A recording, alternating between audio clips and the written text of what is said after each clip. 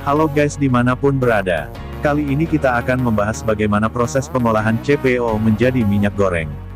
Minyak goreng kita pakai tiap hari, tapi kita tidak tahu cara pengolahannya. Beginilah proses pengolahan CPO menjadi minyak goreng.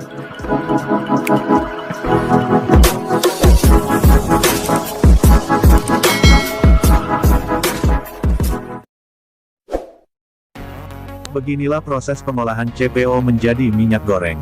Sektor pertanian memiliki peranan penting dalam kegiatan perekonomian di Indonesia. Industri perkebunan dan pengolahan kelapa sawit adalah industri kunci dan vital bagi perekonomian Indonesia. Selain karena minyak kelapa sawit menjadi primadona ekspor dan penghasil devisa yang penting bagi negara, industri ini juga memberikan kesempatan kerja bagi jutaan orang. Inilah yang kemudian menjadi perhatian bersama, bahkan di berbagai belahan negara di dunia.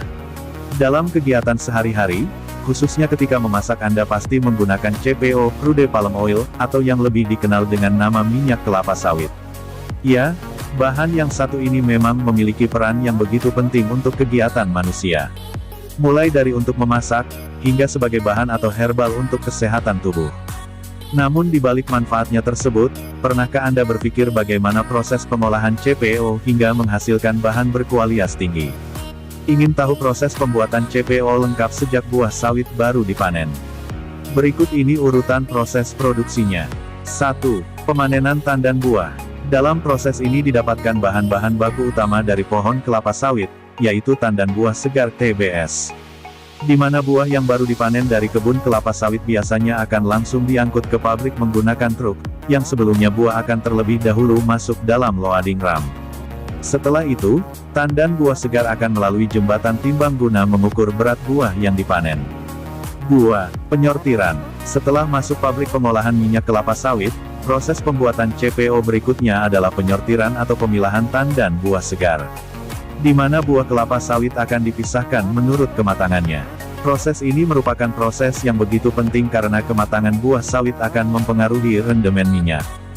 Jumlah atau kadar rendemen dan ALB tersebut diperoleh dari seberapa lama buah kelapa sawit sejak dipanen hingga melalui proses pengolahan selanjutnya.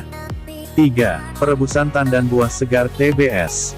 Proses pengolahan CPO selanjutnya adalah perebusan tandan buah segar atau TBS. Pertama-tama TBS akan direbus dalam sebuah wadah khusus yang memiliki lubang cage, kemudian langsung dipindahkan ke dalam sterilizer yang berbentuk bejana berjalan dengan tekanan udara 2,6 hingga 3,0 kg per cm persegi. Tujuan dari perebusan tandan buah segar sendiri antara lain adalah untuk mematikan enzim yang mampu membuat kualitas CPO menurun. Selain itu proses perebusan juga dapat membuat buah kelapa sawit mudah terlepas dari tandan atau brondolannya, serta berfungsi untuk memudahkan daging buah kelapa sawit terlepas dari cangkang dan intinya sekaligus melunakkannya. 4. Perontokan buah. Pada proses pengolahan CPO yaitu tahap treser, daging buah yang masih melekat akan dipisahkan dan berikutnya ditampung serta dibawa oleh fruit conveyor. Minyak kelapa merupakan salah satu bahan alami yang sudah terkenal dan banyak digunakan. Dalam mesin yang berbentuk drum dan bekerja dengan cara berputar ini, brondolan akan dipisahkan dari tangkai tandannya.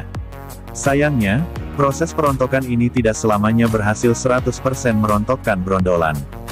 Dan brondolan yang belum terpisah dari tangkainya tersebut tidak langsung dibuang melainkan akan masuk dalam treser kedua. 5. Pengolahan. Tahap atau proses pengolahan crude palm oil selanjutnya sudah masuk dalam tahap inti yaitu pengolahan daging buah sawit, di mana pengolah daging buah kelapa sawit ini terdiri dari dua tahap yaitu digester dan screw press. 6.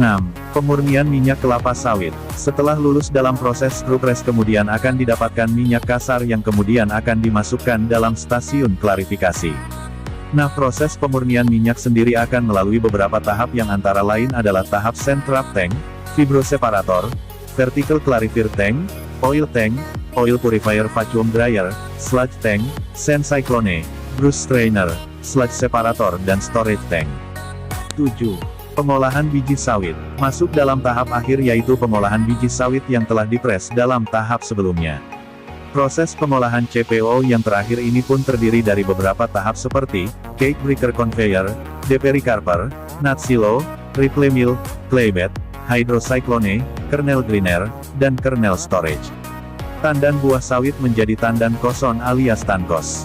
Semoga sedikit ulasan mengenai proses pengolahan CPO di atas dapat menambah wawasan Anda.